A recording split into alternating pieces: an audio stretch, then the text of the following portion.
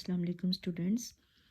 जैसे कि आपने प्रीवियस वीडियो में देखा कि हमारा यूनिट नंबर 1 कंप्लीट हो गया है। उसके बाद हम स्टार्ट करेंगे यूनिट नंबर 4, क्योंकि ये बोर्ड पॉइंट ऑफ व्यू से बहुत इंपॉर्टेंट चैप्टर है।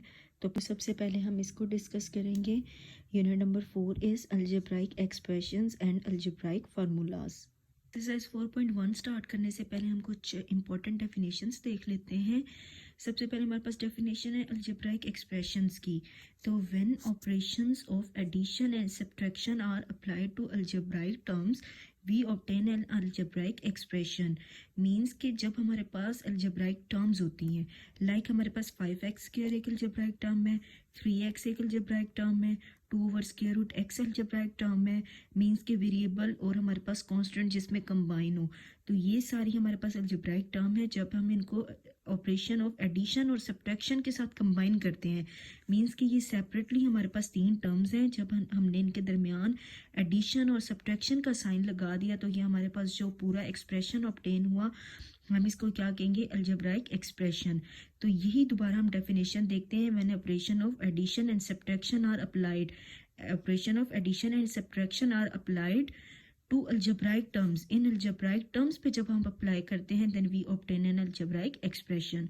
तो एक ये हमारे पास अलजेब्राइक एक्सप्रेशन है, और एक इसी तरीके से 3xy और 3x के दरमियान अगर हम प्लस लगा देते हैं तो दो टर्म्स को हमने प्लस के साथ ज्वाइन किया, तो ये हमारे पास एक अलजेब्राइक एक्सप्रेशन है। यहाँ पे हमारे पास x 0 नहीं होना चाहिए, क्योंकि यहाँ पे डिनोमिनेटर पे x जब आ जाता है तो हम आगे ये कंडीशन लगा देते हैं कि x is not equal to 0, because then it will be an undefined form. Now the next one definition is polynomials.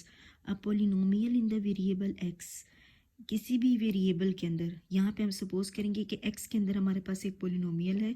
Means variable हमने यहाँ पे स्पेसिफाई कर दिया x is an algebraic expression. ये हमारे पास एक अलजेब्राइक एक्सप्रेशन होता है ऑफ द फॉर्म, होता ही हमारे पास अलजेब्राइक एक्सप्रेशन है। इस फॉर्म में होगा p of x is equal to a n of x power n plus a n minus 1 into x power n minus 1 plus a n minus 2 x power n minus 2 plus up to a 1 x plus a naught. अब ये यहाँ पे मैंने polynomial लिख रही है ताकि ये समझने में आसानी हो जाए।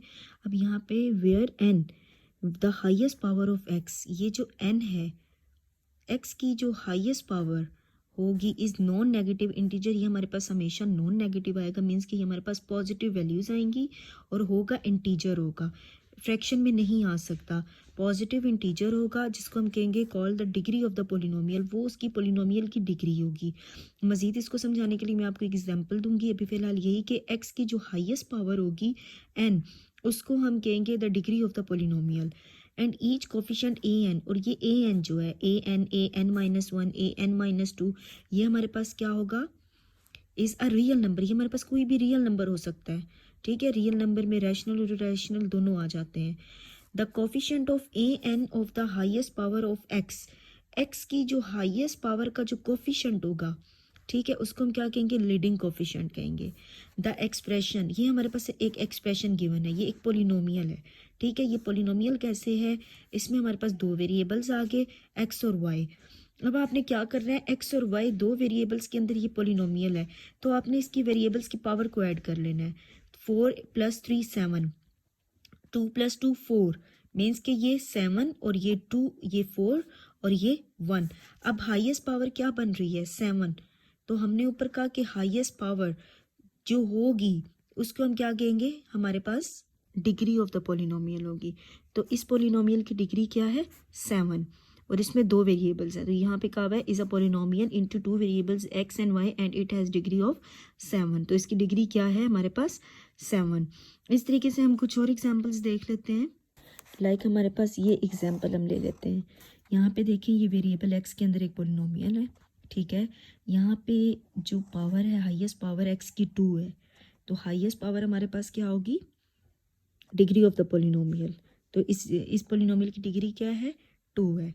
हाईएस्ट पावर के साथ जो कोफिशिएंट है वो इसका लीडिंग कोफिशिएंट होगा, तो इसका लीडिंग कोफिशिएंट क्या है, 3। और देखिए 3 8, ये सारे जो ए एन, ये ए एन माइनस 1, ये सारी टर्म्स हमारे पास क्या है, रियल नंबर्स हैं, ठीक है। कोफिशिएंट ए एन, यहाँ पे हमने पढ़ा कि हमारे पास रियल नंबर होना चाहिए। Now the next one is rational expression. तो इसकी सिंपल सी डेफिनेशन है the quotient P of X over Q of X of two polynomials P of X and Q of x.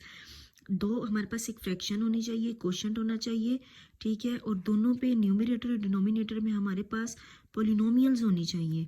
Where Q of X is non zero, और Q of X जो है मतलब ये वाली polynomial zero नहीं होनी चाहिए, is called a rational expression.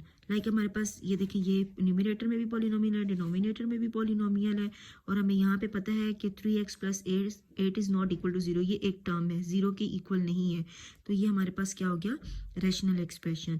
In the rational expression P of X over Q of X, P of X is called numerator and Q of X is known as the denominator of the rational expression. Simply जैसे हम इस term को numerator कहते हैं, इसको denominator कहते हैं, simply हम इसमें भी रैशनल एक्सप्रेशन में भी इसको हम यही कहेंगे। तो ये हमारी कुछ इंपॉर्टेंट डेफिनेशंस थी, इसकी बेस पे हम इंशाल्लाह नेक्स्ट वीडियो में एक्सरसाइज 4.1 स्टार्ट करेंगे। तो मिलते हैं इंशाल्लाह नेक्स्ट वीडियो में। थैंक यू, अल्लाह हाफिज़।